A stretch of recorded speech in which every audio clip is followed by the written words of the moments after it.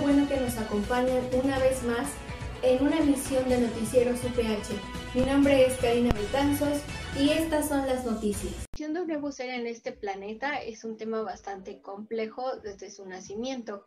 Este proceso para traer a este nuevo ser se le va a llamar parto. El parto lo podemos definir como la expulsión de un feto con un peso igual o mayor a 500 gramos y completadas 22 semanas o más contadas desde el primer día de la última menstruación. Debemos decir que los partos se van a definir conforme a las semanas de gestación, conforme inician, conforme terminan. Por eso vamos a tener el parto de término que se va a dar entre la semana 37 y 41 contada desde el primer día de la última menstruación. También vamos a tener el parto de pretérmino o parto prematuro que se va a dar entre la semana 22 y 36. Vamos a tener el parto inmaduro que se va a dar de la semana 22 a la 27. También vamos a tener el parto de posttérmino, o también llamado parto postmaduro, que se va a dar a partir de la semana 42. El parto de comienzo espontáneo se inicia sin que exista la intervención de agentes externos. Por otro lado, existe el parto inducido o provocado, que se va a iniciar por la intervención de algún agente externo, que pues bueno, obviamente van a provocar este proceso.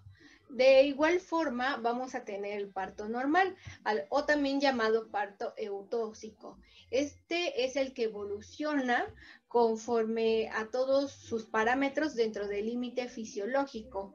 Y por otro lado tenemos el parto distóxico. Este parto es el que presenta alguna alteración durante su evolución. El parto de terminación espontánea es aquel que finaliza por la acción de sus fuerzas naturales. Y el parto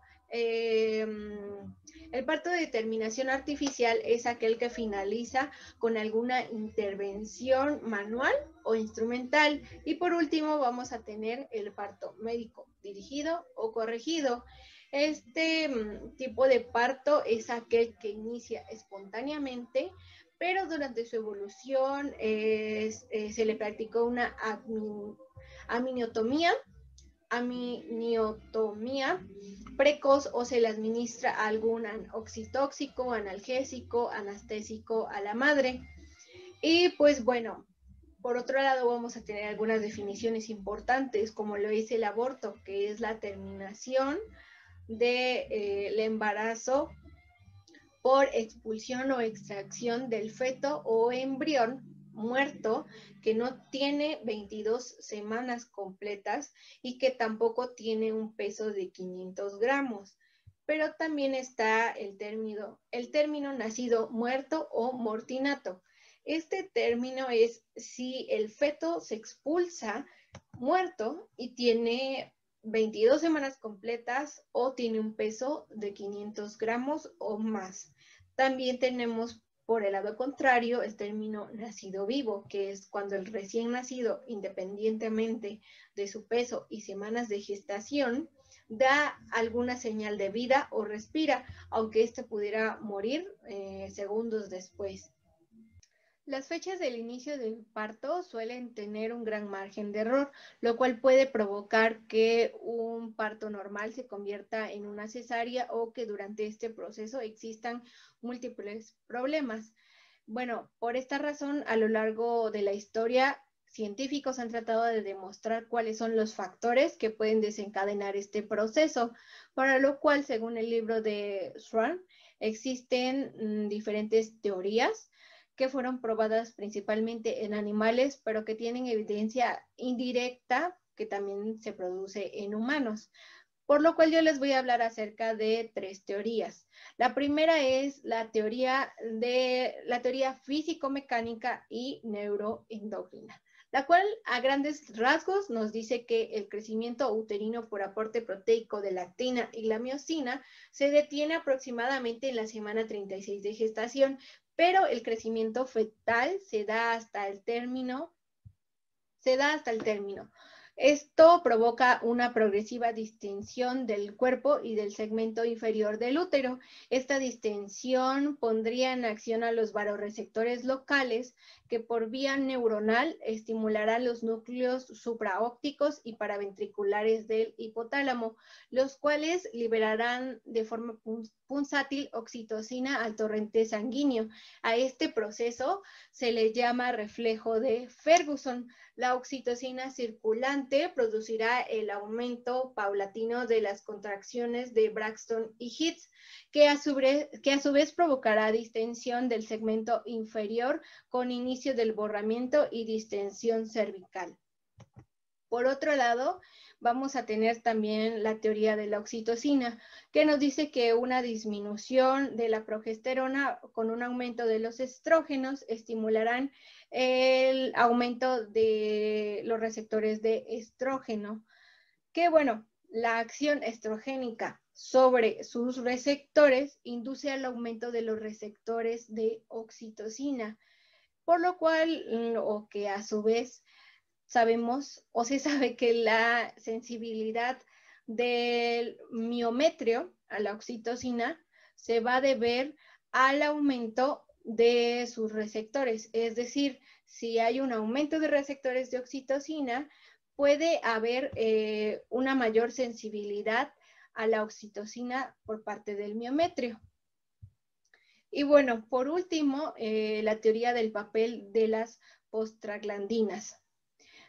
Nos dice que las prostaglandinas tienen una relación más importante con el mantenimiento de las contracciones que con el inicio de estas.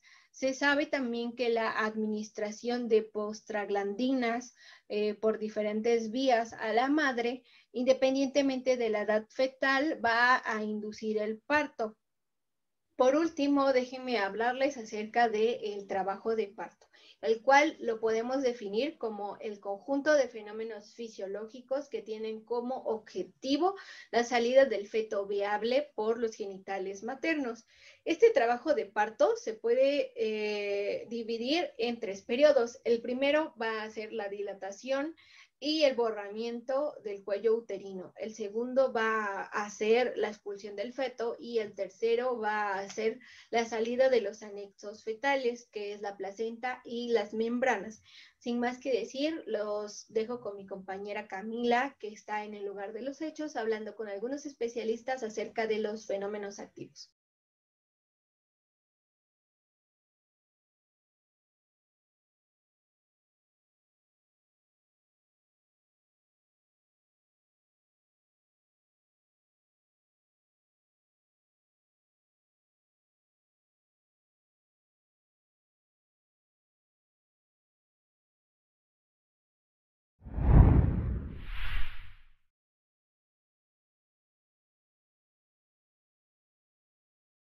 Ahora continuamos con las contracciones uterinas. La siguiente, por favor.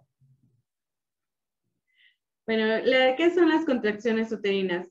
Pues son aquellas las cuales van a ayudar a que el feto se expulse totalmente del cuerpo de la madre. Claramente después de haber concluido totalmente la gestación durante el embarazo. La siguiente, por favor. Y bueno, vamos con la fisiología de las contracciones uterinas.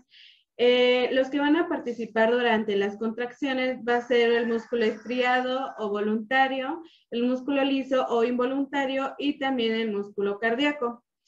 Y el útero va a estar constituido por fibras musculares lisas, las cuales van a sufrir distintos cambios durante el embarazo, ya que va a ayudar a que el útero pueda mantener el feto y pueda soportar los cambios fisiológicos que tenga. La siguiente, por favor. Bueno, pues las fibras musculares uterinas van a contener propiedades, las cuales van a ser la contractibilidad, la elasticidad, la irritabilidad y la tonicidad. La siguiente, por favor. Y bueno, pues dentro de las contracciones hay 2 tipos. las cuales van a ser localizadas durante el embarazo y a finales del embarazo. Las primeras con las que vamos a iniciar van a ser las contracciones pequeñas y muy localizadas. Son aquellas que son de muy alta frecuencia y estas se van a presentar de 8 a 15 contracciones durante 10 minutos. Estas contracciones no son grandes, a lo que se refiere que no son de larga duración. Estas se van a producir durante las primeras 30 semanas de embarazo y estas también son de muy baja intensidad, lo cual van a hacer que la madre no las persista totalmente o no sean tan dolorosas como las que van a ser durante el parto, que más adelante se les vamos a mencionar. También estas contracciones no se van a localizar totalmente en el útero y también tienen sus funciones, las cuales van a ayudar a la circulación sanguínea. También esto lo que va a hacer es que al tener un buen flujo sanguíneo va a llevar la sangre suficiente que el útero necesita. La siguiente, por favor. Bueno, pues ahora vamos con las contracciones grandes y generalizadas, las cuales se llaman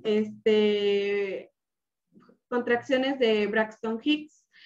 Estas se van a presentar en la sexta semana, en la sexta semana, y estas son de alta intensidad que también va a ir aumentando mediante va a ir avanzando el embarazo.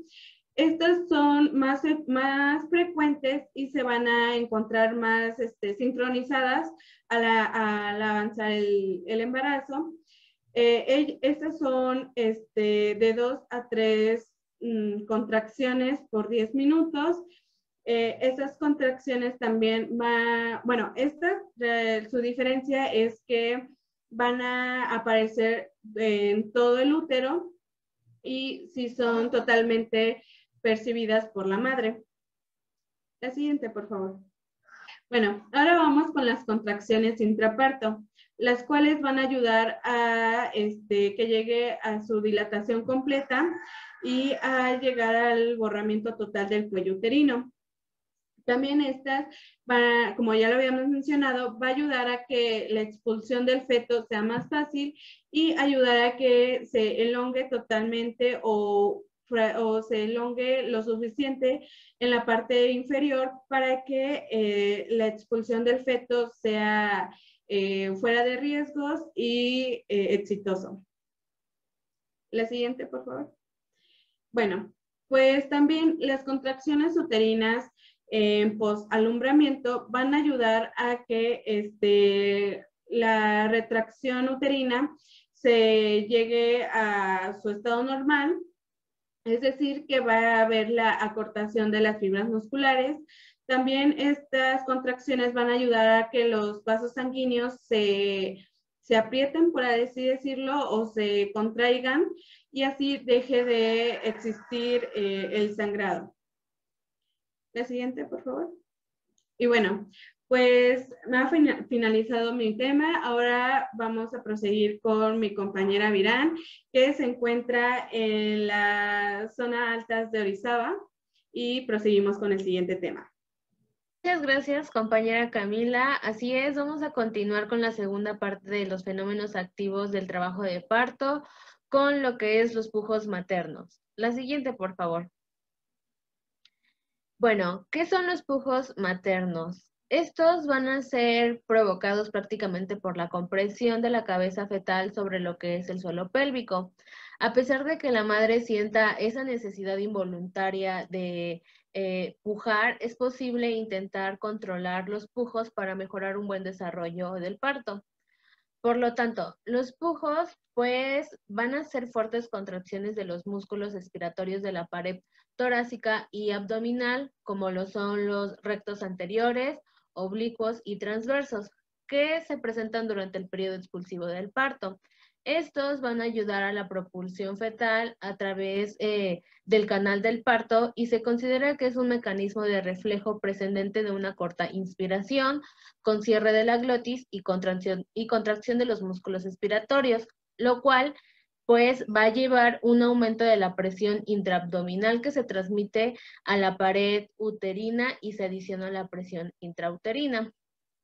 Se dice que durante cada contracción uterina en el expulsivo se presentan de 2 a 6 pujos con una amplitud de 60 milímetros de mercurio generalmente. La duración de cada pujo es de promedio de 5 segundos. Su amplitud y duración pues igual va a aumentar a medida que avanza el periodo expulsivo y probablemente también debido a la distensión del canal de parto. La siguiente, por favor. Para que un pujo sea verdaderamente eficaz, se dice que se debe ejercer una fuerza contrayendo la pared del abdomen y empujando hacia abajo, acompañando a la contracción siempre que sea posible. En este caso, la respiración va a jugar un papel muy fundamental, ya sea inspirando o expirando. La mamá puede tener más fuerza si controla aún más su respiración durante los pujos. También es muy conveniente hacer coincidir el pujo con la contracción para así unir las fuerzas y conseguir que el bebé descienda más rápidamente. La siguiente, por favor. Bueno, vamos a tener dos tipos de pujos. Los primeros son los pujos espontáneos, que prácticamente son los que va a realizar la mamá cuando sienta esa necesidad.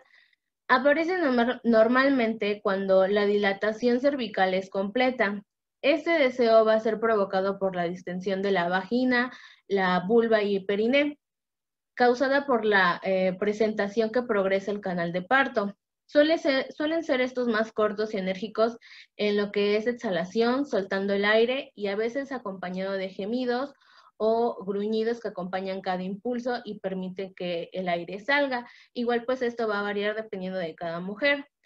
Pujar espontáneamente consiste en de 2 a 6 empujes cortos con una duración de 5 segundos. Cada contracción, comparados con los que son los dirigidos, que son empujes de 10 a 30 segundos, de duración al mismo tiempo que se contiene la respiración. Cada pujo va a causar lo que es una rápida y breve elevación de la presión abdominal, la que se va a transmitir a través de la pared uterina y se suma a la presión ejercida por el miometrio para elevar lo que es la presión intrauterina. En cada parto, este número no va a aumentar con el progreso del periodo expulsivo.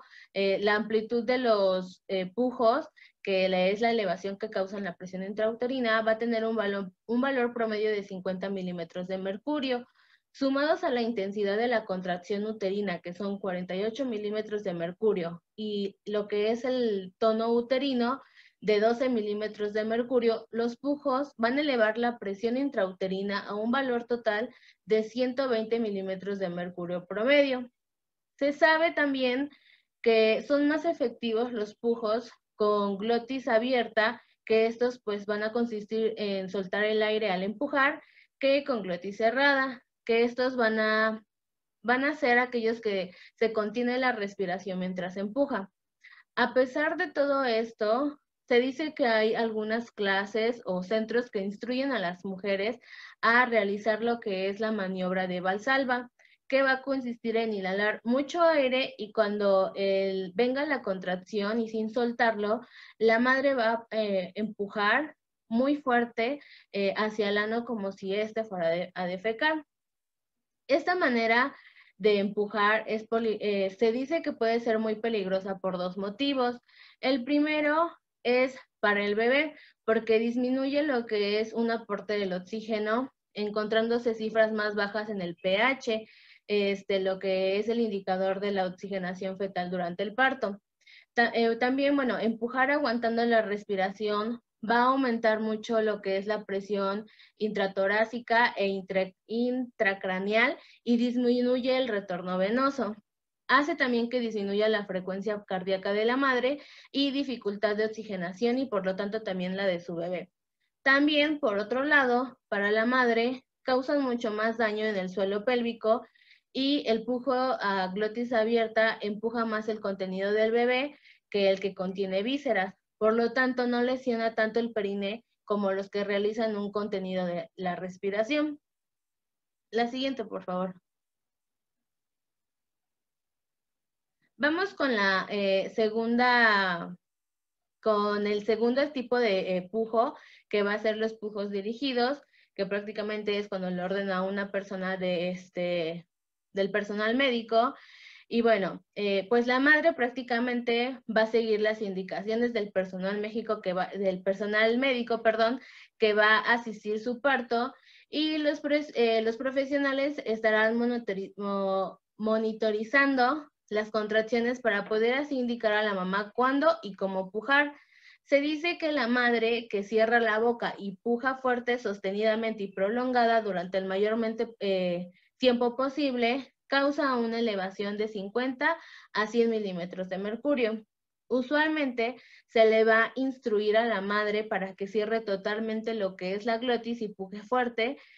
Y pues también durante este periodo la madre está en apnea, lo que va a perturbar un poco más el aporte del oxígeno a sus tejidos y a lo que es el feto, así como la eliminación del CO2 de ambos, de la madre y del bebé. Además, el aumento prolongado de la presión toracoabdominal va a elevar la presión venosa y capilar materna, causando a veces lo que se denomina la máscara equimótica del parto, que es un producto de éxtasis venoso por compresión de lo que son los vasos del cuello, habitualmente circulares del cordón. También, cuando la glotis está totalmente cerrada, cada pujo causa una elevación de la presión toracoabdominal o intrauterina de 50 a 100 milímetros, como ya lo había mencionado antes, y pues es lógico suponer que el pujo a glotis cerrada tiene un efecto expulsivo mayor sobre lo que es el feto. Y bueno, eso sería todo de mi parte. A continuación los voy a dejar con mi compañero Omar para que les hable acerca de los fenómenos pasivos del trabajo de parto. Gracias.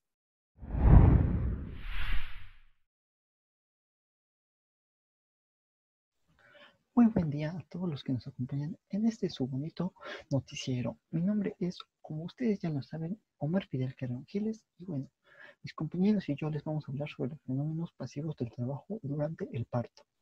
Y bueno, ahora sí, a lo mejor ustedes ya se cansaron de tanto bla bla bla y bla bla, pero vamos a tomar un descanso. Vamos a lanzar una pregunta al aire y más tarde la leeré en los comentarios y las compartiré con ustedes. Y va la pregunta, ¿qué fue primero, el huevo o la gallina? Ahí se las dejo de tarea y más tarde las compartiremos. Y bueno, ahora sí, entrando de lleno al tema, yo les voy a explicar sobre la ampliación del segmento inferior. Espérenme tantito, me llegó un mensaje de la tóxica. Y si no le contesto, al rato puedo dormir con los perros. Ahí está, ya hasta pagué mis datos para que no nos interrumpa más. Y bueno, ahora sí, entrando de lleno al tema. La ampliación del segmento inferior, esta se va a formar durante el proceso del trabajo del parto. Es decir, que este segmento del útero es un sector anatómico en el cual existe una capa histológica menos.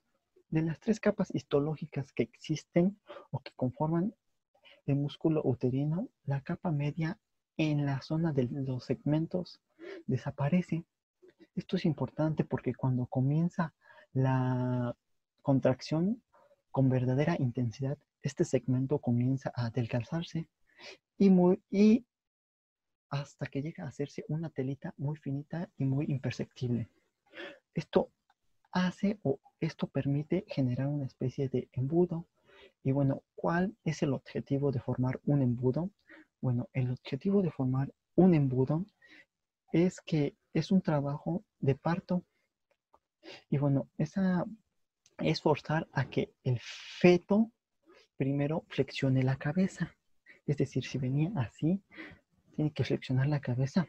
Y como segundo, se ubique en la dirección que nosotros estamos, que nosotros deseamos para así poderlo sacar durante el parto. Y bueno, esto no se hace con el fin, pero bueno, la naturaleza es tan sabia que hace que el feto vaya hacia abajo. Y esto genera que al elongarse el segmento inferior se forme este embudo que les mencioné antes. Y bueno, y la ubicación del feto sea la mejor posible para que este salga de una mejor manera y así no se le vaya a atorar el cordón o vaya a haber otros problemas más adelante. Y bueno, esto sería todo de mi parte y ahora los voy a dejar con mi compañera Alejandra, que les va a explicar sobre el borramiento y la dilatación. Pero antes de ello, todos los que comentaron que primero fue la gallina están mal. Y todos los que comentaron que fue primero el huevo están mal, porque nadie sabe la respuesta a ello. Y bueno, eso sería todo de mi parte. Y ahora los dejo con mis demás compañeros. Muchas gracias por su atención. Muchas gracias y buenas tardes, Omar, y pues también a toda la gente que nos está viendo desde casita.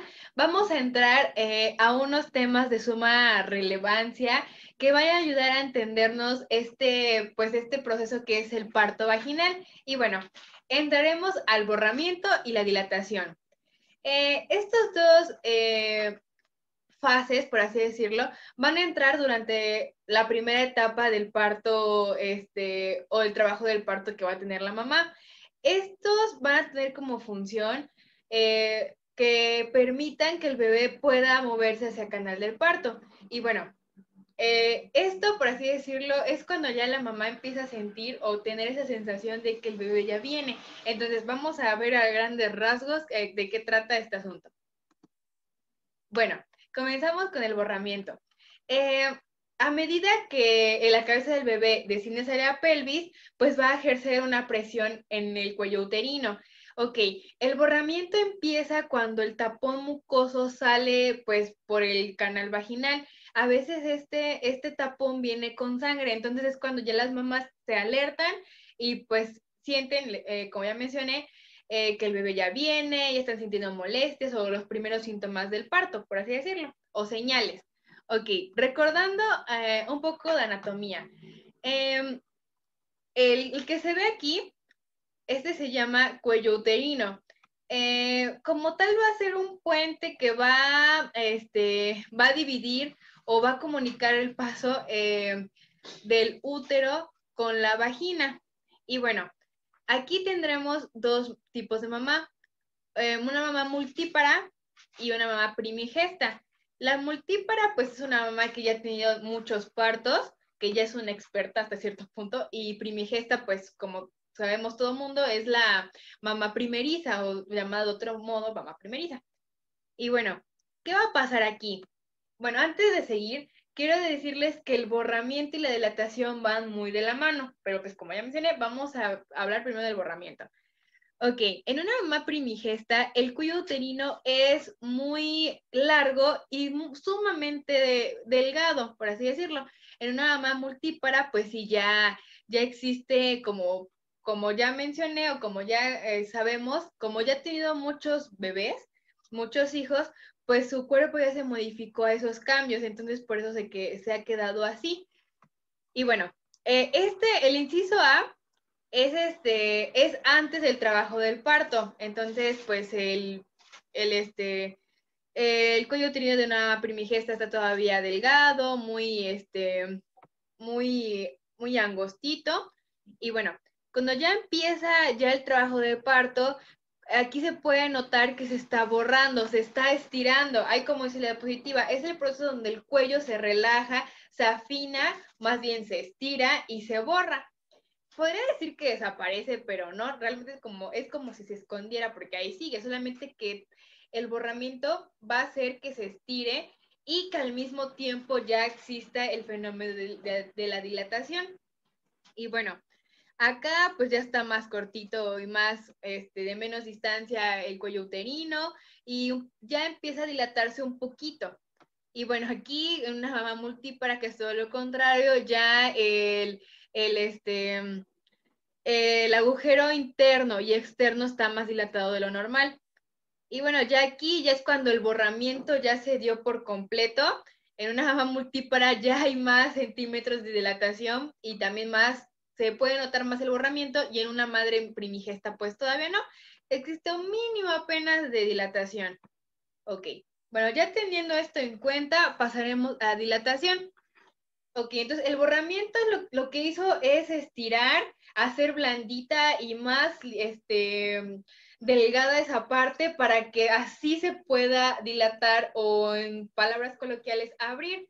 Y bueno, en la dilatación, ok, ¿cómo sabe el médico, cómo sabe el ginecólogo o el médico obstetra que cuántos centímetros está dilatado? Y bueno, voy a contarles algo que seguramente todas las mamás han vivido, si me están escuchando. Más que nada las mamás primerizas. Las mamás primerizas pues empiezan a sentir las contracciones, ya pues salió el tapón mucoso, etcétera. Y pues lo que hacen primero es ir al médico, o sea, ir al hospital porque piensan que ya el bebé va a venir, pero resulta que luego el médico las regresa a su casa. ¿Y por qué? Porque no tenían los centímetros adecuados en la dilatación. Y bueno, vuelvo a la misma pregunta, ¿cómo lo saben los médicos? Ah, bueno, pues van a realizar un tacto vaginal. En ese tacto vaginal, pues van a ocupar el dedo índice y el dedo medio. Y pues va a depender de la posición de los dedos, la medida del cuello uterino. Y bueno, aparte de la medición que debe de ser, o más bien se mide del 0 a 10 centímetros, y el requisito para que ya la mamá pueda meterse a la sala de parto debe de ser de 3 centímetros. Ahí, como mencioné en la imagen, son 2 deditos aproximadamente, así. Y pues aquí con donde se ve la cabecita del bebé en esta imagen, sería más o menos 1, 2, 3. Hasta esta medida puede entrar el bebé, perdón, puede entrar la mamá a la sala de parto. Y aparte se necesitan otros más requisitos, como la consistencia del cuello uterino. ¿A qué me refiero? Bueno, existen tres consistencias: duro, semiblando y blando. El duro es lo más parecido cuando nos tocamos la frente. El blando, perdón, semiblando, es cuando nos tocamos la nariz, esa sensación, ese tacto de la nariz. Y el más blando es como nuestros labios. Entonces, primero, ya mencionamos que tenemos que tener 3 centímetros de dilatación. Segundo, la consistencia del cuello uterino debe ser blanda, así como nuestros labios.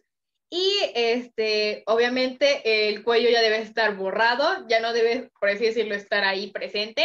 Y el cuello uterino debe estar centrado hacia adelante. Y pues esto se va a deber a que las contracciones que está teniendo la mamá va a empujar, digamos así, el cuello uterino hacia abajo para que ya el bebé pueda pasar directamente al canal vaginal y ahí pueda pues salir.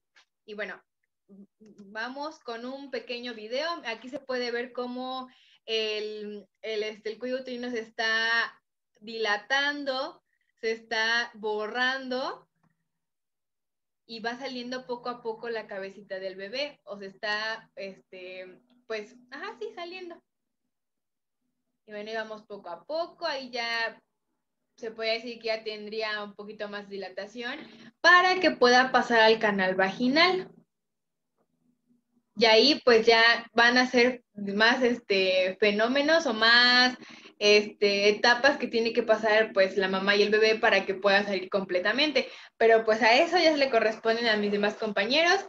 Y bueno, ahorita vamos con mi compañera Karen, que nos visita, que nos ve desde Chiapas, para que nos explique a grandes rasgos lo que sigue después de esto. Muchas gracias. Soy la reportera Karen Alejandra Calvo Fabiel y vamos a seguir con el tema de rompimiento de bolsa. Para esto es muy importante definir lo que es el líquido amniótico. Este suele ser de color transparente o ligeramente amarillento. Este se va a encontrar alojado en forma de saco o bolsa dentro del útero de la mujer. Y va a estar compuesto principalmente por 2 estructuras importantes, que va a ser el saco y el amnios. El saco es aquel en donde se va a alojar al bebé para que pueda continuar con su desarrollo, y el amnios va a ser aquel líquido que va a estar en contacto directo con el cordón umbilical. Para esto vamos a tener que el líquido amniótico tiene funciones antes y durante el parto. Antes del parto, bueno, tenemos que nos va a ayudar a las formaciones óseas y sobre todo que va a ayudar a la nutrición entre la madre y el feto porque tiene contacto con el cordón umbilical.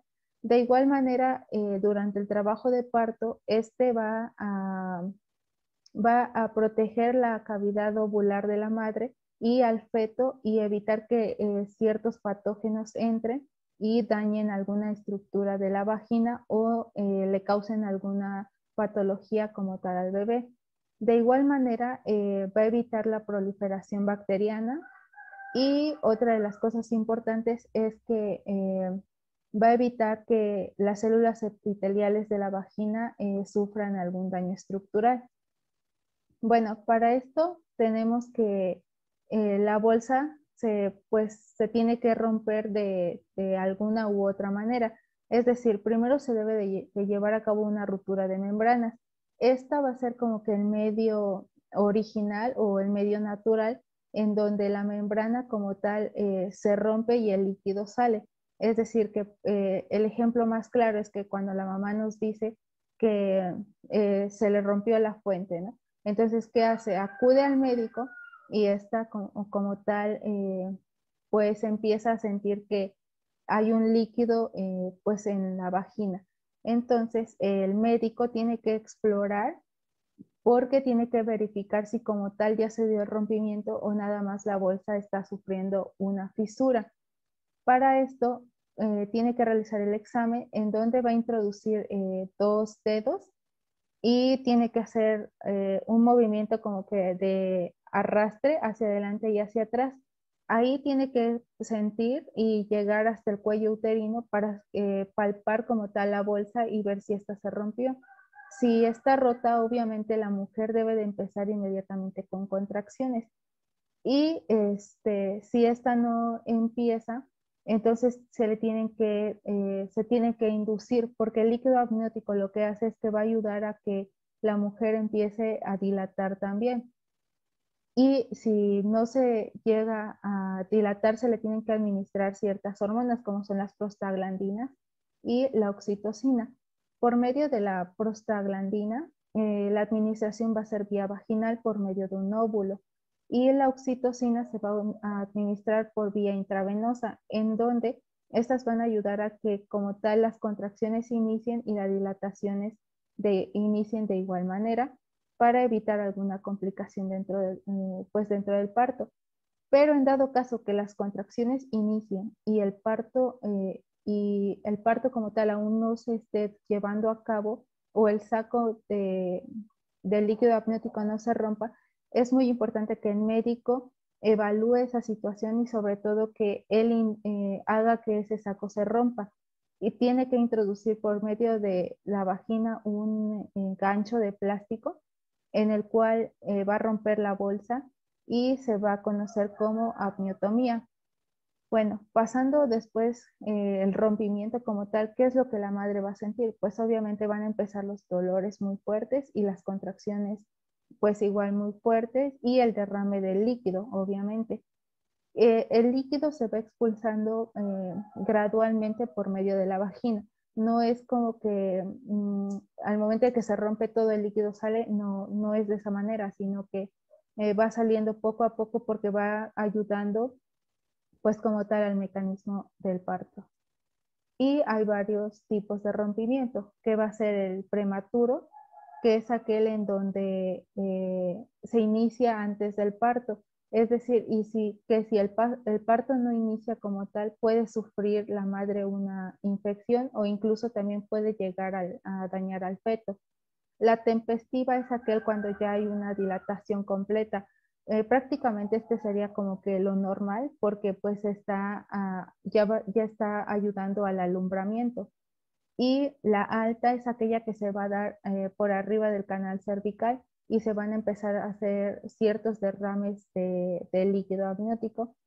Y la falsa va a ser aquella en donde prácticamente la bolsa nada más se fisuró pero no está rota. Entonces es muy importante llevar a un control o un monitoreo fetal por medio de auscultaciones y sobre todo también monitorear a la madre para evitar que sufran algún daño cualquiera de los dos. Bueno, y de ahí tenemos algo conocido como que parto en seco, pero pues en sí, ¿qué es el parto en seco?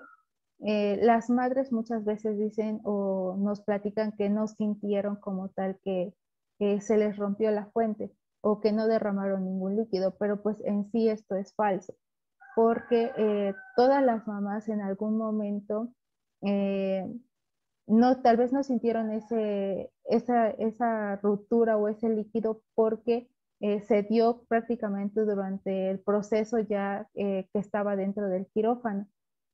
El líquido amniótico siempre va a estar presente y la madre no lo siente como porque pues ya hay una anestesia de por medio o cualquier otra cosa. Entonces, el parto en seco como tal no es que no haya derrame de líquido, sino que tal vez no se inicia al momento, pero el líquido amniótico siempre va a estar presente pues para ayudar al bebé y proteger las estructuras vaginales. Y los paso con mi compañera Norma y ella va a seguir con el reportaje.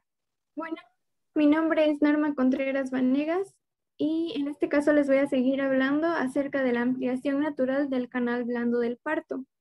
Cuando hablamos de la ampliación del canal blando del parto, nos referimos a que va a haber una distensión progresiva de la vagina, el anillo himenal, la vulva y el periné.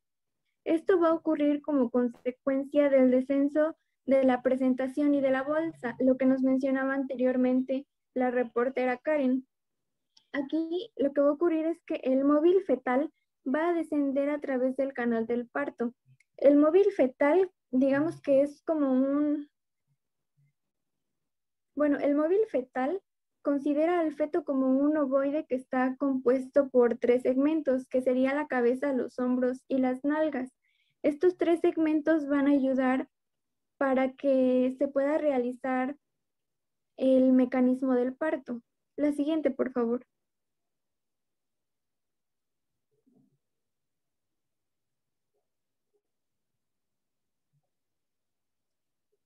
Bueno, después seguimos con el canal blando del parto. El canal blando del parto es un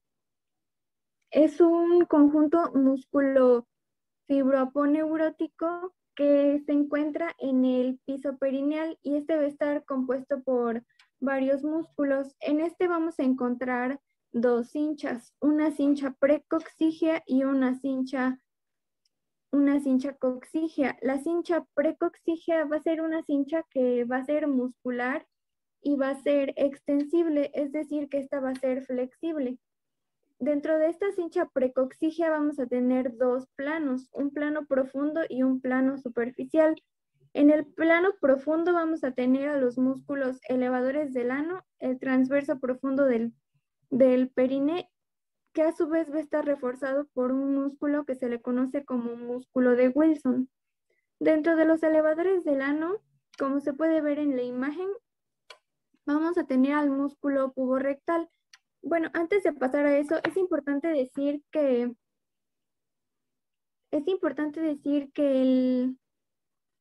estos músculos elevadores del ano se van a insertar en el rafe anococcígeo. No sé si se puede alcanzar a ver la imagen. Bueno, aquí vamos a tener lo que sería el clítoris, la uretra, la vagina. Después tendríamos un rafe que se conoce como rafe anovulvar, el ano, y después tendríamos otro que se conoce como, después del ano tendríamos el rafe anococcígeo.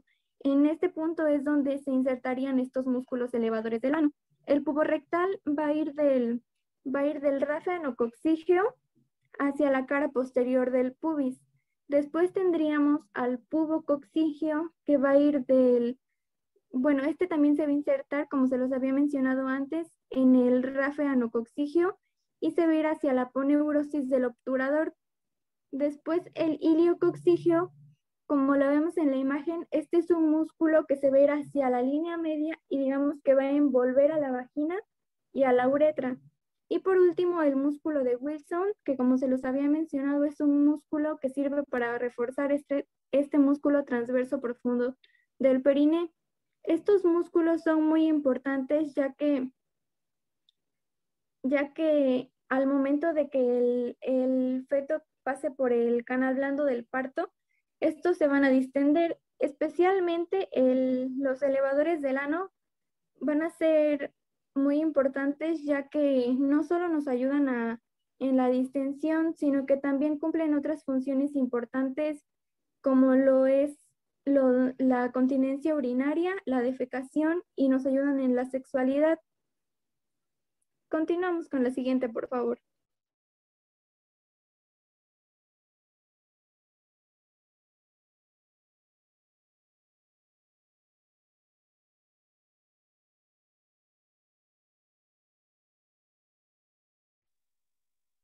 Bueno, seguimos con la cincha precoxigia en su plano superficial. En esta vamos a encontrar otros músculos, como lo vemos aquí en la imagen, no sé si puedan observar. Primero tendríamos al músculo isquiocavernoso. Este músculo es un músculo accesorio. Este realmente no tiene un papel importante durante el trabajo de parto. Después tenemos al músculo pulvo-esponjoso, que es este que podemos ver que envuelve la vagina. Este se va a insertar en el rafe anovulvar. Como ya se los había mencionado antes, el rafe anovulvar va a ser el que esté entre la vagina y el ano. Continuando con la cincha precoxigia, vamos a hablar acerca de su plano superficial. En este nos vamos a encontrar con el músculo isquiocavernoso, que es el que podemos ver en la imagen un músculo accesorio durante el parto, no tiene una importancia. Después tenemos al músculo bulboesponjoso. Este músculo bulboesponjoso se va a insertar en el rafe anovulvar. Como ya se los había mencionado antes, el rafe anovulvar, no sé si se alcanza el ano, va a estar aquí el rafe anovulvar. Este músculo bulboesponjoso se va a insertar en el rafe anovulvar y va a rodear la vagina hasta llegar al clítoris. Después tenemos el transverso superficial del perine. Este músculo se va a insertar en la tuberosidad isquiática. Y por último vamos a tener el esfínter externo del ano. Este músculo se va a insertar tanto en el rafe anovulvar como en el rafe anocoxigio. La siguiente, por favor.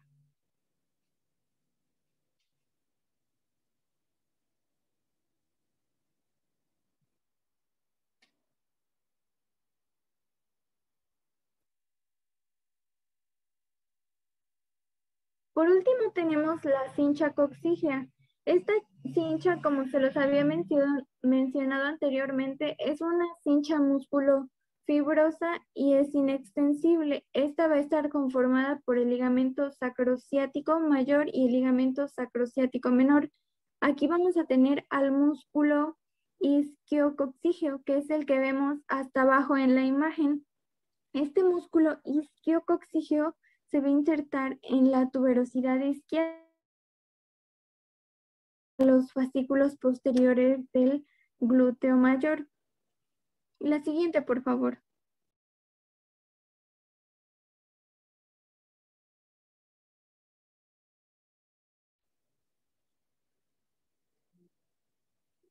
Bueno, aquí les voy a explicar un poco lo que ocurre cuando el feto empieza a pasar a través del canal blando del parto.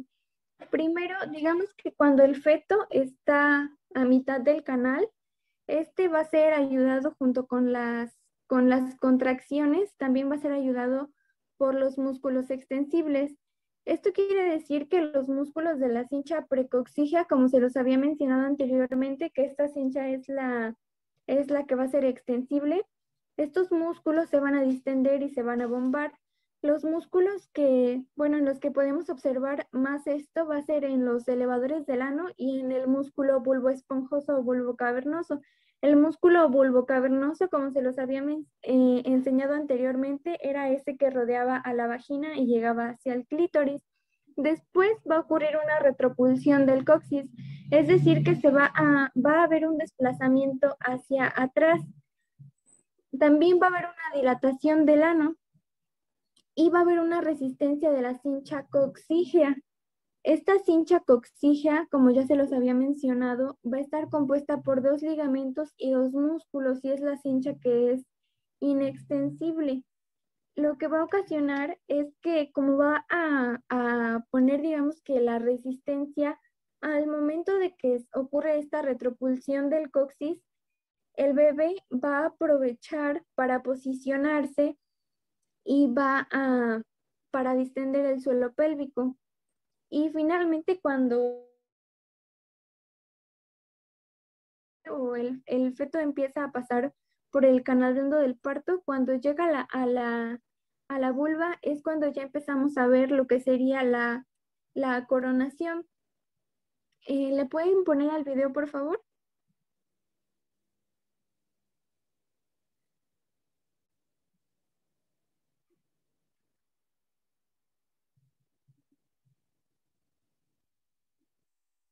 Aquí, como observamos, cuando ya se empieza a distender la vulva, es cuando se observa la coronación del bebé.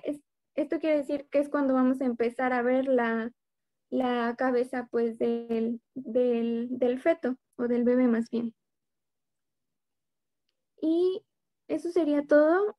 Vamos a continuar con el reportero Maximiliano, que nos va a hablar sobre el mecanismo del parto.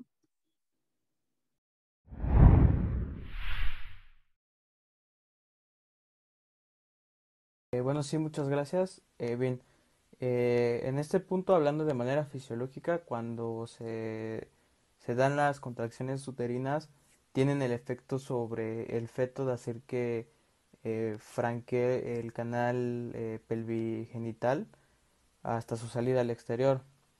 Esto se da por los movimientos que el feto realiza de manera pasiva desde en su progresión, ¿no? Desde que se dan las como tal las contracciones hasta hasta el desprendimiento. Dependiendo del autor o de la bibliografía donde nos basemos, se va a dividir en tiempos, en lapsos o en periodos. La idea de dividirlo pues es hacer más objetible que una vez que se termine un tiempo y se inicie otro, siempre va a haber un cambio de actitud del feto, haciendo que ejecute movimientos rotativos, tanto interno como externo, con el fin de acomodarse a todos los ejes y diámetros que hay dentro de la pelvis. Esta acomodación se da o es la resultante de las fuerzas propulsivas de la contracción y también de los obstáculos que hay pues dentro del canal de la pelvis. Eh, como tal, a estos movimientos pasivos es a lo que se le conoce como el mecanismo de parto, hablando pues de manera general. Es importante decir que como tal al feto se le conoce como presentación y va a estar pues dividido en 3 segmentos, que es cabeza, hombros y, y nalgas. En este caso, por ejemplo, basándonos en la biografía de Nassif, él lo divide en 4 tiempos. El primero se llama acomodación al estrecho superior y bueno, quiere decir que se va a realizar por medio de una orientación y una reducción de los diámetros. Orientación quiere decir que tiene que coincidir el diámetro mayor de la presentación con el diámetro mayor de la pelvis. Esto se consigue por medio del diámetro oblicuo izquierdo. En la mayoría de como tal del mecanismo de parto, lo más común es que se dé hacia el oblicuo izquierdo. Y la reducción se da cuando se da por medio de la flexión y deflexión de la cabeza en base a la ley de palancas. quiere decir que la cabeza es la palanca de brazos desiguales, así se le conoce, porque va a tener, digamos, dos puntos de diferente pues longitud. El más corto va del agujero occipital al occipucio y el más largo va del agujero occipital a la frente. Y este último, el más largo, cuando recibe, pues digamos, los estímulos de las contracciones uterinas, eh, va a chocar con la pelvis y produce se le conoce como una actitud flexionada. El segundo tiempo se llama encajamiento y descenso. Es como tal el momento en el que la circunferencia máxima de la presentación franquea el estrecho superior eh, para su ¿cómo se llama? Para su penetración progresiva con el canal pelviano. El tercer tiempo es la rotación intrapélvica, intrapélvica de la presentación. Aquí, bueno, dice que la orientación oblicua con la que la presentación desciende del estrecho superior no va a coincidir con el diámetro de la hendidura pubococcígea del estrecho inferior. Entonces se debe de realizar se debe de ejecutar como tal una rotación interna para hacer coincidir el facilium de flexión con la curvatura del canal. Esto también va asociado con la acomodación de los hombros al estrecho superior. Y el cuarto y último tiempo se le conoce como el desprendimiento. Aquí el feto se desprende cuando está colocado debajo del pubis, en el punto de apoyo, que también se le conoce como hipomocleano. Aquí tiene que coincidir el punto mayor de flexibilidad con el eje del canal del parto. Y en este momento la energía potencial se va a transformar en energía cinética, haciendo deslizar al feto por la sínfisis pubiana en forma de arco. Eh, y lo que sucede es que distiende el plano del músculo aponeurótico perineal y va a retropulsar lo que es el coxis.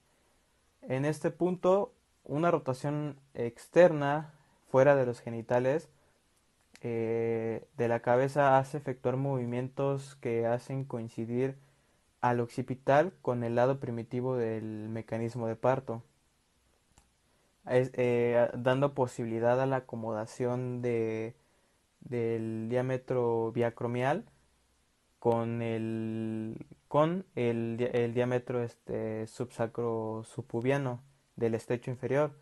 Es decir, que un hombro se va a situar debajo de la sínfisis pubiana y el otro va a estar alineado con la excavación sacra. Y como tal, el resto del cuerpo sale de manera de manera fácil, como en proyección, digamos, y a esto se le conoce como escamoteo. Y bueno, ahora les dejo con mi compañero Cervantes, que él tiene mucha más información que decir. Hola, ¿qué tal? Yo le voy a hablar sobre el mecanismo del parto en la presentación cefálica. En primer punto tenemos que abarcar las modalidades.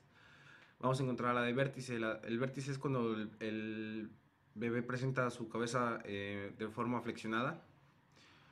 En el vértice vamos a encontrar 4 presentaciones. La más común va a ser izquierda anterior. La segunda más común va a ser la de derecha posterior. La tercera va a ser la izquierda posterior. Y en cuarta posición tenemos que será la derecha anterior. Bueno, como bien sabemos, para que el bebé pueda salir en el momento del parto, tiene que estar en cierta postura. Esto se va a dar en los 8 meses. El niño ya va a presentar una cierta rotación o inclinación hacia la izquierda. Aquí va a depender de diferentes puntos. Uno de ellos, y es muy importante, es la cantidad de líquido. Si se presenta mucho líquido, va a ser un poco más difícil que el niño se acomode. Como podemos ver aquí en las imágenes, la postura correcta sería la primera imagen. Bueno, sería como que la más adecuada y la más natural. Bueno, hablemos un poco sobre los cambios que se va a producir en el niño. Cuando va a salir, en el momento del parto, lo que va a pasar es que el occipital se va a desplazar ligeramente. Esto va a provocar que sea ligeramente alargada la cabeza, no es como que se alargue completamente, pero sí va a haber un cierto cambio en cuanto a su forma para que se pueda desplazar. Claro que sí, muchas gracias.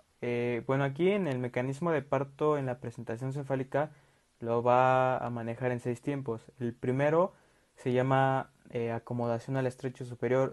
Aquí el feto se encuentra en una posición indiferente.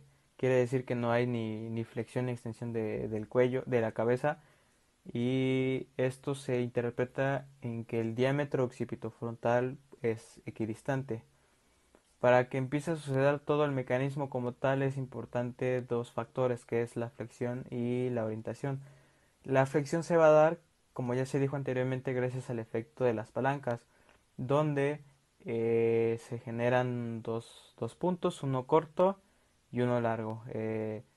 El punto corto no opone ninguna resistencia, haciendo que la cabeza se dirija a una flexión, que sería dirigiéndose como tal al punto largo, que sería el agujero occipital a la frente, le genera una flexión.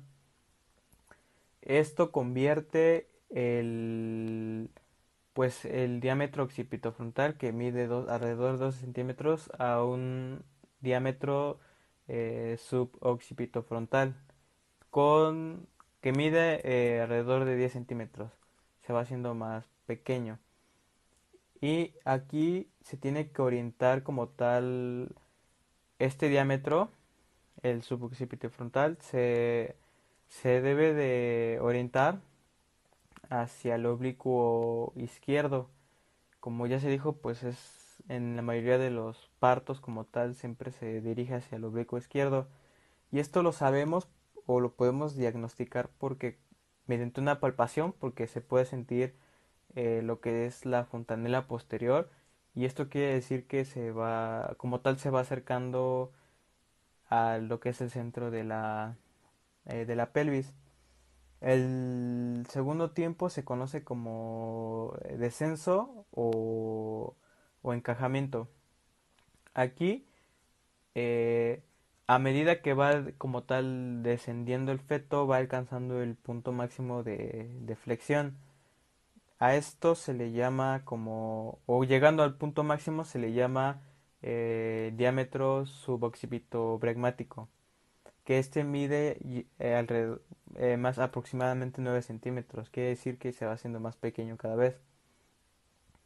Eh, la forma en la que desciende la presentación puede ser sinclítica, quiere decir que los ejes coinciden, tanto los fetales como los maternos.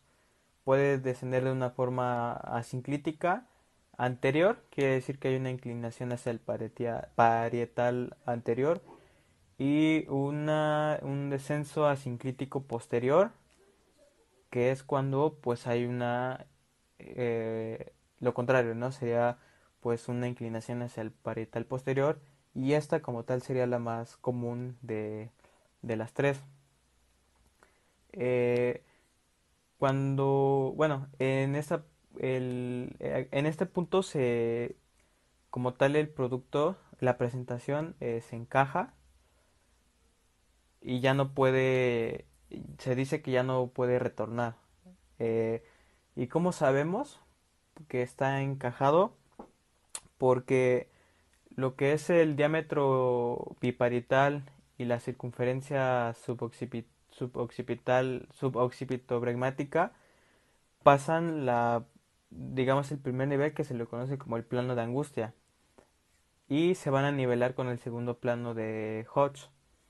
y el vértex como tal de la cabeza, que es este se va a nivelar con lo que sería el tercer plano de Hodge. Y el tercer tiempo se llama acomodamiento al estrecho inferior. Aquí la presentación se encuentra eh, en el codo de la pelvis. En este punto pues tiene que hacer una rotación interna de 45 grados, colocando el occipucio en relación con el pubis. Esto sucede o esto se logra gracias a la ley de Selheim, que, bueno, como tal menciona que eh, hay un punto en el que se facilita lo que es tanto flexionarse o extenderse la cabeza de la presentación. A este punto o a esta facilidad, digamos, se le llama facilium. Y se encuentra ubicada pues en la parte de la nuca. Entonces, a medida que y como tal, a medida en que va descendiendo, el producto la presentación como tal se denomina como un cilindro. Cuando un cilindro que es móvil, cuando va descendiendo y llega al punto donde se forma lo que se conoce como el cono de la pelvis, donde hay un ascenso, en este punto es cuando sucede la rotación, colocándose pues digamos, rotando, y así es como sale como tal pues este, el feto. Y en este punto es donde se encuentra profundamente encajado como tal, y ya evidentemente pues ya no puede haber un retorno. Y le cedo nuevamente la palabra que nos va a mi compañero Alberto, que nos va a terminar de explicar pues todo el proceso. Bueno, ahora le hablaré un poco sobre el cuarto tiempo. Aquí vamos a encontrar es el desprendimiento de la cabeza. Bueno, vamos a encontrar que se va a dividir en dos fases. La primera fase va a ser cuando la cabeza va a llegar a la máxima flexión. En la segunda fase vamos a encontrar que será la expulsión, el proceso de expulsión. Por cada empuje se va a mover ligeramente. Ahora le voy a hablar sobre el quinto tiempo, acomodación de los hombros al estrecho inferior. Aquí, ¿qué va a pasar? Vamos a encontrar que los hombros se van a rotar de manera anteroposterior, es decir, por ejemplo, si estaba rotado hacia la izquierda, el tronco va a ver hacia su muslo izquierdo. Del mismo punto, aquí vamos a encontrar que la cabeza ya se va a encontrar afuera de la vulva. Bueno, ahora vamos con el sexto tiempo, se llama desprendimiento de los hombros. ¿Qué es lo que va a pasar aquí? La cabeza, por su propio peso, va a descender, generando que el hombro anterior salga primero, y al momento de salir el hombro anterior, vamos a encontrar que va a descender hasta la parte del deltoides, y una vez que llegó hasta este punto va a salir el hombro posterior, como se puede apreciar aquí en la imagen. Aquí, bueno, se aprecia la salida del hombro posterior. Todo esto se debe gracias al peso de la cabeza. El peso de la cabeza va a generar el desprendimiento de los hombros.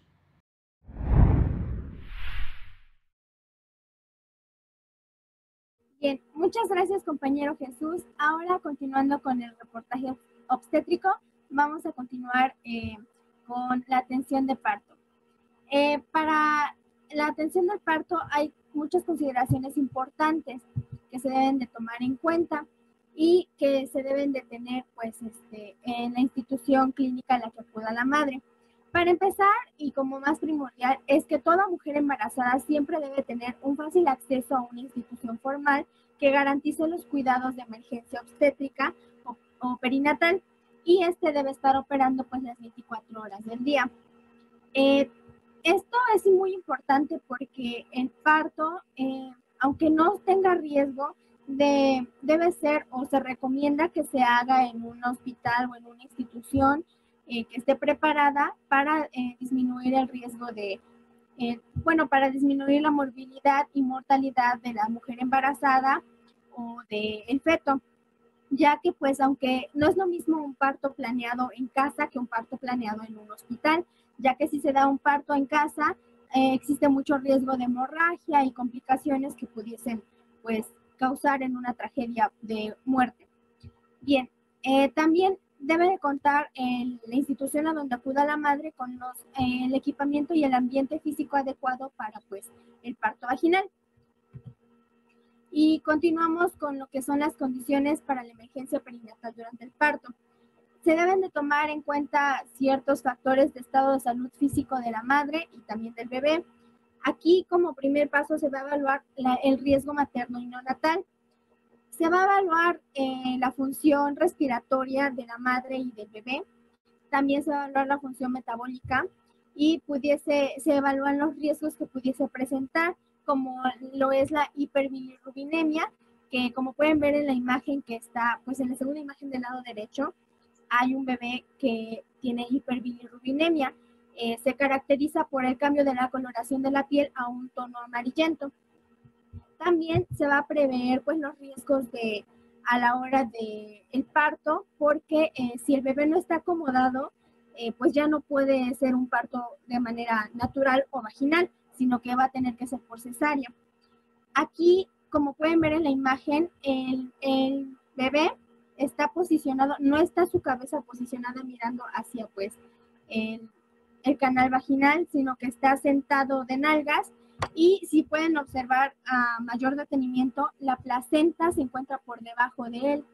Esta es una complicación, ya que la placenta, si se pone por debajo de, pues, aunque el bebé esté posicionado con su cabecita mirando hacia pues el canal vaginal, la placenta se va a convertir como en un tapón y no va a permitir que el bebé salga, no va a permitir la coronación. Entonces, pues este es un riesgo durante el embarazo que no permite que se dé un parto vaginal. También la institución a donde acuda la madre debe contar con cirugía y procedimientos obstétricos, como lo puede ser la cesárea en caso de pues, cesárea de emergencia. Aquí en la imagen es un procedimiento de extirpación de la placenta manual en la de hasta abajo. Y también está la histerectomía. La histerectomía es la extirpación del útero y hay diferentes tipos de histerectomía, como es la parcial, la total y la radical. En la parcial se extirpa una parte del útero, pero no se extirpa el cuello uterino. En la total se extirpa todo el útero y el cuello uterino, y en la radical se extirpa absolutamente todo: el útero, el cuello uterino, las trompas de falopio y los ovarios. También nos menciona el libro de donde sacamos esta información que debe de contar la institución con anestesia local, epidural o general. La anestesia local es en plataforma, el profe Chema nos puso un video donde le están colocando con una inyección, pues anestesia en la zona de los labios mayores a la madre. En la anestesia epidural es la que conocemos comúnmente como el bloqueo, que es pues la anestesia directamente hacia la médula en el sistema nervioso central. Y la anestesia general es aquella en la que se le pone a la madre en la que respira, se le pone la anestesia y la respira y pues se duerme. También debe de contar con una transfusión de sangre segura, es decir, que la institución debe de contar con un banco de sangre que cuente también con sangre del tipo que sea la madre. También debe haber tratamientos médicos y asistencia neonatal inmediata. Si el neonato no responde correctamente o favorablemente a la escala de Apgar, debe de haber una correcta reanimación y pues calefacción para pues, el recién nacido. También debe haber un transporte oportuno, es decir, servicios de ambulancia que puedan trasladar rápidamente a la madre en caso de urgencia o de otras complicaciones o situaciones. Y también se aborda dentro de este tema, se aborda las actividades en maternidad con enfoque hacia la familia. Hay actividades que deben de tomarse en cuenta para el bienestar físico de la madre y mental y físico de la madre, y para que se dé un proceso de parto seguro y y mejor, sea el más óptimo, como lo es implementar ciertas acciones, como lo es el que la madre tenga un acompañante y ella tenga la libre elección de elegir al acompañante que ella quiere sin restricciones. Es decir, ella puede elegir, no sé, si quiere a su esposo, a su familiar, a hermana, hermano, primos, amigos, a quien sea, que la haga sentir más segura para que le dé ese apoyo emocional durante el parto y se sienta más tranquila y más segura. Puede ser el acompañante, la puede acompañar durante una consulta externa, durante el periodo de parto y durante situaciones obstétricas. También se menciona que debe de tener no debe tener tanta restricción con las visitas después del parto para que puedan ir sus familiares a verla, tanto a ella como al bebé. También mencionaba algo acerca de el ambiente en el que la madre va a tener a su bebé, que debe de ser un ambiente seguro, hogareño y demás, pero pues obviamente estas son recomendaciones. Y bueno, continuando con la preparación para el parto, al ingreso a la maternidad, se va a tomar en cuenta pues la valoración del riesgo de parto, como ya había mencionado anteriormente, los problemas metabólicos o respiratorios se deben de tomar en cuenta durante una evaluación general de la madre y el bebé. Menciona que la etapa más peligrosa de este proceso obstétrico es el parto y el puerperio inmediato. También se debe hacer un diagnóstico inicial. En el diagnóstico inicial se va a valorar el estado general de salud de la madre y después se va a hacer un interrogatorio sobre las contracciones uterinas que tenga la madre. Y después, cada 20 a 30 minutos se le va a hacer palpación abdominal a la madre, precisamente para llevar un control de las contracciones uterinas, pues qué tan frecuentes son, qué tan fuertes, si el tono uterino aumentó y demás, para ir controlando pues el proceso de el parto. Y también se van a valorar los latidos fetales para checar más que nada que pues el producto o el feto venga bien, vivo y también para checar las condiciones en las que se encuentra. También se va a hacer el tacto vaginal. El tacto vaginal tiene que estar bien hecho y tiene que hacerse la menor cantidad de veces posible, por lo que pues la técnica o la realización de debe de estar correcto. El tacto vaginal se realiza para checar la amplitud y la elasticidad del periné. Y también nos va a servir lo que se tiene que prestar atención en el tacto vaginal es que al introducir los dedos en el tacto vaginal se tiene que observar que no haya presencia, si hay presencia de sangre o meconio. También como parte de otros procesos está lo que es la higiene, y la higiene se manifiesta o lo ponen como lo de las 3 limpiezas, que es pues la limpieza de manos, la limpieza de la zona umbilical y la limpieza de la zona perineal. Pues la limpieza de las manos va a ser pues para el doctor que esté tratando en la labor de parto. Obviamente sus manos bien lavadas, a veces se lavan las manos hasta el antebrazo, hasta la mitad del antebrazo, y pues se colocan sus guantes, todo bien desinfectado, todo que esté esterilizado. También en lo que es la limpieza de la zona umbilical, o sea, del ombligo, porque pues posterior a que el nacimiento del bebé, pues el bebé se va a colocar en el vientre de la madre. Y también va a ser lo que es la limpieza de la zona perineal, como ya lo había mencionado. Como pueden ver en su imagen, están con una solución antiséptica, están limpiando pues lo que son las piernas de la madre y toda la zona perineal.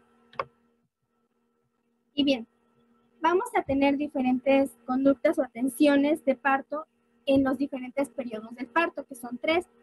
La primera conducta va a ser en el periodo de dilatación o primer periodo de parto.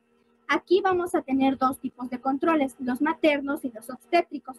En los maternos se van a checar pues, signos vitales de la madre.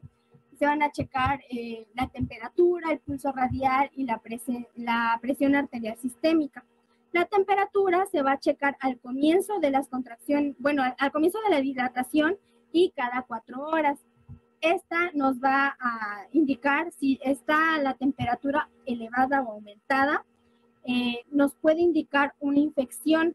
La temperatura se puede elevar por el proceso del parto prolongado o por que haya presencia de membranas rotas pues en la madre.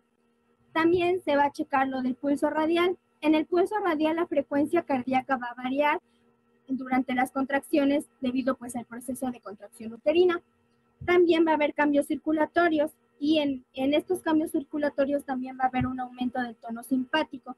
Esto va a ser debido o causado por el dolor. En cuanto a la presión arterial sistémica, también se va a checar o se va a revisar cada 4 horas durante las contracciones. Y aquí pueden existir dos caminos o dos cosas que pueden pasar. Una va a ser el incremento leve y transitorio de la presión arterial sistémica y otro la hipotensión sistémica. Y bien, ahora pasando a los controles obstétricos, se va a checar o se va a monitorizar la contractilidad uterina durante los lapsos de 10 minutos cada 30 segundos. La frecuencia contractil va a ser cada 10 minutos y lo normal de las frecuencias contractiles es que se den de 2 a 5 contracciones por cada 10 minutos.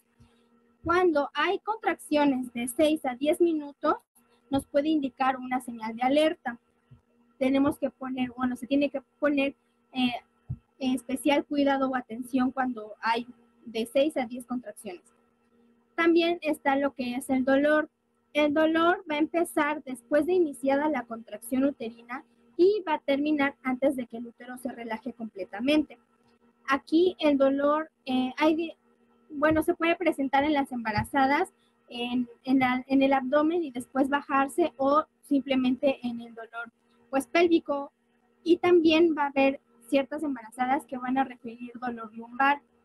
Cuando el dolor lumbar se hace muy fuerte y no es controlado o es dolor lumbar no controlado con analgésicos o medicamentos, se le va a llamar a este fenómeno, por así decirlo, distocia.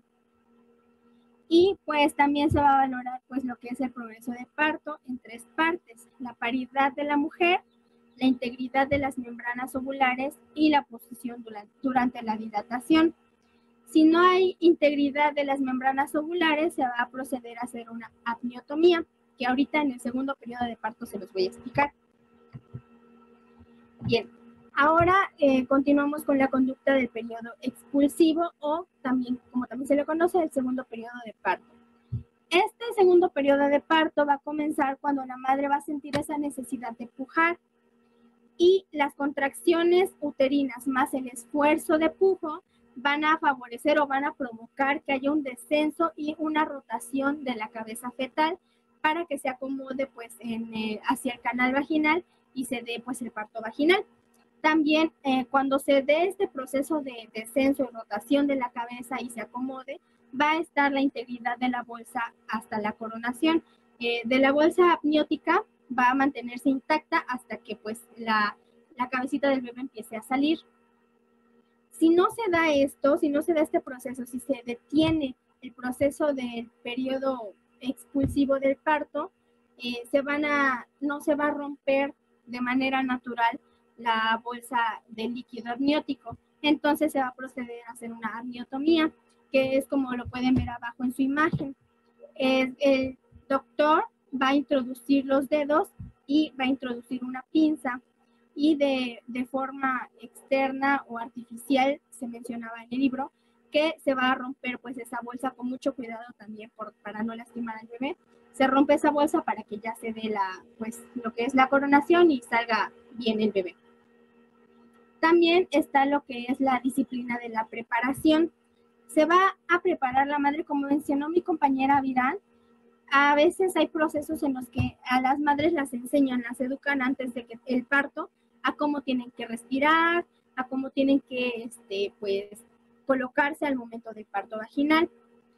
A veces en un estudio se demostró que en el parto vaginal las mujeres que ya habían recibido esta educación antes estuvieron como que más inseguras y más inquietas que aquellas que no habían recibido esta información y durante el momento de parto un asistente de enfermería o un familiar le estuvo diciendo qué hacer.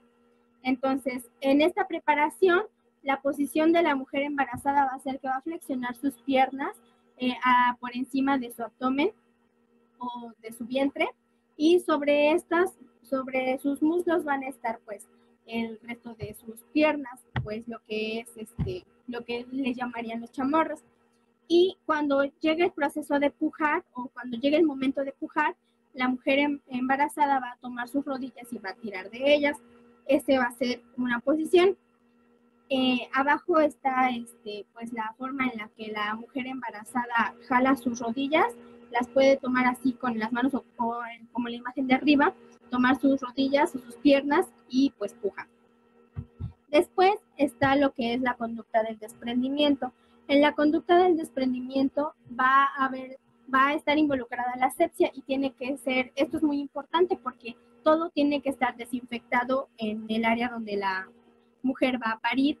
Debe estar desinfectada la mesa, todos los instrumentos que se van a ocupar, las gasas, compresas y pues como ya vimos la zona también de pues perineal y demás. También va a estar lo que es la vejiga urinaria. Si la vejiga urinaria se encuentra distendida, se va a proceder a limpiar la zona y a asegurarse que esté todo esterilizado y se va a hacer el cateterismo. Y por último está pues la posición de la madre. Hay diferentes posiciones para el parto de la madre, antes del parto y para el parto, durante las contracciones y pues durante el parto. Durante el parto, las posiciones son la litotomía, la ginecológica, la semisentada, la sentada, la posición en cuclillas y la lateral. Ahorita en la siguiente diapositiva vienen unas imágenes y ahorita se las voy a explicar. Y también está lo que es la protección del periné. Cuando esté ya la coronación debe de dejarse que este proceso se dé, que vaya saliendo progresivamente o vaya pues la madre empujando al bebé para que salga y se debe de, entre cada proceso de pujido debe de existir también un descanso donde la mujer embarazada pare de pujar y va a haber jadeos y ya después pueda continuar. Se debe de prestar vital atención a la protección del periné para que no haya presencia de desgarros en lo que es la zona perineal, no haya desgarros hacia el ano por el esfuerzo. Cuando no se puede realizar, cuando se ve que haya alguna complicación, puede existir que ya se dé ahí lo que es la episiotomía y la episiorrafia, que más adelante los compañeros nos lo van a explicar en otras exposiciones. Y bien, también se colocan apósitos o gasas esterilizadas, como se pueden ver, una abajo y otra hacia arriba, para que vaya saliendo para que se vaya limpiando y se vaya saliendo la cabecita del bebé. Y bien, estas son las posiciones. La primera es la de litotomía, que es que la paciente se encuentre acostada y sus piernas van a estar elevadas. La siguiente, la segunda, es la ginecológica, que es donde los pies de la paciente van a estar a la misma altura de los glúteos o las nalgas. La segunda es la posición semisentada. La posición semisentada va a ser parecida a la ginecológica, solamente que el respaldo va a estar inclinado a una angulación de 130 grados. La siguiente es la posición sentada. La que está abajo es la posición en cuclillas y la última es la posición lateral, en la que pues la paciente, la mujer embarazada, se coloca en decúbito lateral y pues obviamente levanta una pierna y ya ahí se da el proceso de la expulsión del feto. Y por último tenemos lo que es el periodo placentario, o también se le llama el alumbramiento o periodo del parto, o tercer periodo del parto, perdón. Este tercer periodo del parto va a ocurrir entre el nacimiento del feto y la expulsión de la placenta. Es decir, no va a terminar, el periodo del parto no termina con que salga el bebé y ya, termina cuando la placenta ya sale también por completo y ahí se puede dar por concluido el parto. En este tercer periodo, la placenta va a estar separada y se va a expulsar junto con las membranas ovulares. En este proceso de expulsión de la placenta es cuando hay riesgo de hemorragias graves. Y aquí se van a dar, igual que en el periodo de contracción uterina para expulsar al feto, aquí también se van a seguir dando, no van a parar las contracciones uterinas y van a ser de igual intensidad y constancia, ya que pues falta todavía al cuerpo de la mujer, le falta pues expulsar a la placenta, y mediante las contracciones fuertes y constantes pues se va a expulsar de forma natural y con ayuda de pues el médico pues lo que es la placenta. Aquí en la imagen del lado derecho se puede ver el médico que está oprimiendo la parte del vientre de la paciente y con la otra mano va jalando el cordón umbilical. Esto va a ser cada que haya una contracción, el médico debe sentir su vientre y debe sentir las contracciones de la madre. Para esto, cada que haya una contracción, él debe de ir tirando pues del cordón umbilical.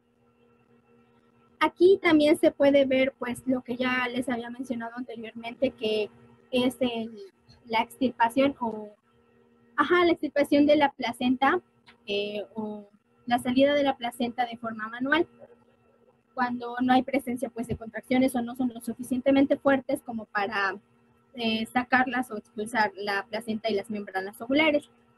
Y también en este periodo va a haber un desprendimiento placentario, un desprendimiento de membranas, un descenso y una expulsión, que va a ser pues expulsión total de membranas ovulares y de placenta. Y pues aquí concluye el periodo del parto. Muchas gracias, compañera Leilani, por enseñarnos acerca de la atención del parto. Esperamos que este tema haya quedado claro. Sin más por decir, agradecemos a todos los que nos están observando y al profesor Chema. Nos vemos en una siguiente emisión. Hasta la próxima.